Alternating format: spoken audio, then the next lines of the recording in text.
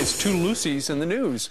Meanwhile, drugs are safer than alcohol? Well, apparently that's what the New York Times thinks. The newspaper is now going full throttle to legalize pot, according to an editorial.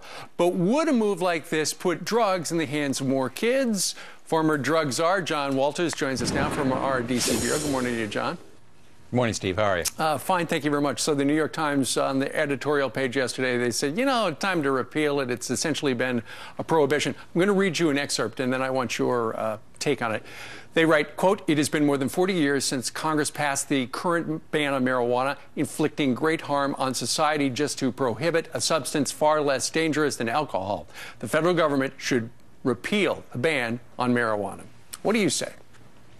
It's pretty stupid. They act like they live in another planet.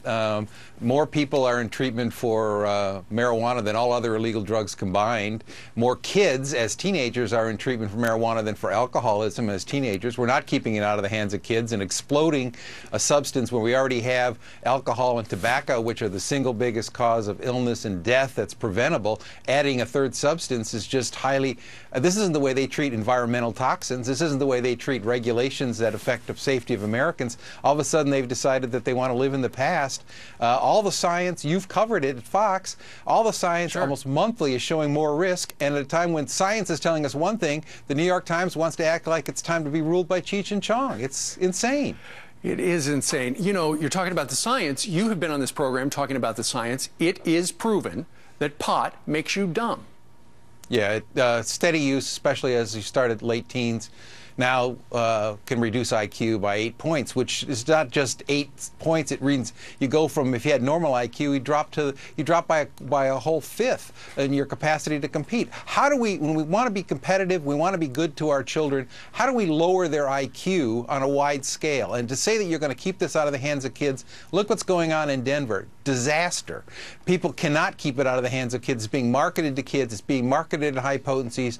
People there are terrified. I've met with them. We're going to try to help them a little bit. But the administration is utterly irresponsible, and it's just horrifying to the people who live there. Regarding the experiment, the legal experiment that's going on out in Colorado, during the commercial break, we were talking about what's going on out there regarding the legal use of marijuana. And you had a jaw-dropping statement regarding kids sending their kids to school are afraid of what?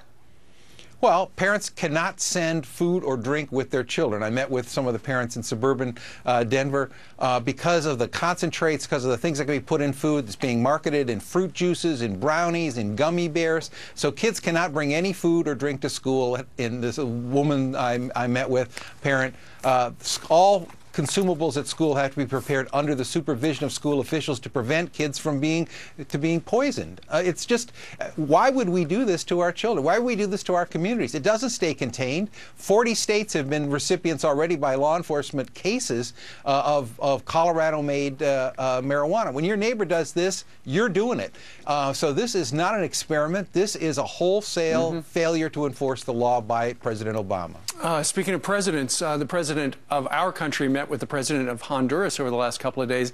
And the president of Honduras came out and he said, look, I have a very violent country. That's kind of his fault. But he also said the United States is responsible for this crisis on your southern border because Americans use too many of our drugs. What do you think about that? Well, this is not cooperation. This is a failure to recognize responsibility, as you point out. I mean, this is a country that's riddled with corruption. I hope the new president will step up. But the United States has asked for extradition of key and bad actors there. They haven't done it. We've asked for the ratification of a treaty to help us with interdiction. They haven't done it. We've tried to provide aid. I do blame President Obama for not being more aggressive here, but you have to engage with a country that wants to help and wants to work together. We did this in Colombia, and in fact, cocaine consumption down over 50%. But, you know, Honduras needs help, but you have to have Hondurans at the front lines. Absolutely. John Walters used to be the drug czar for George W. Bush. John, thank you very much for joining us live today. Thanks, Steve. You bet.